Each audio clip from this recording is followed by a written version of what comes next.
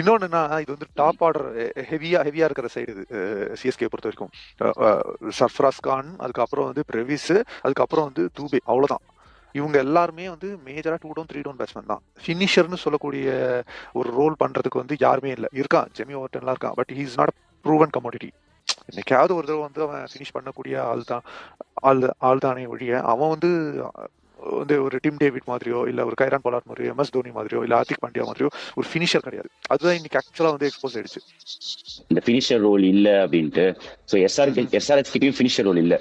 என்னன்னா வந்து ஸ்டார்டிங் அபிஷேக் சர்மா, அதனாலதான் சாரி டு இன்டரப்ட், அதனாலதான் வந்து ஆக்சுவலா அவங்களுக்கு வந்து 220 230 வந்திருக்க வேண்டிய ஸ்கோர் அழகா வந்து 194 வந்து ரெஸ்ட்ரிக்ட் பண்ணிட்டாங்கன்னு அப்படின்னு சொல்லி சிஎஸ்கே ஃபேன்ஸ் சொல்றாங்க. அதெல்லாம் ஒண்ணும் இல்ல.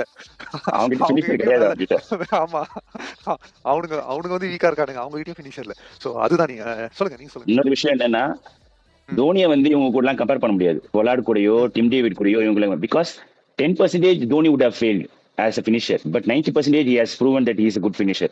Okay, but Tim David, Pollard லாம் வந்து percentage wise கம்மி தான். So you can't compare Dhoni in this situation, especially Indian வரும்போது is different when it comes to club games like IPL or something else like that.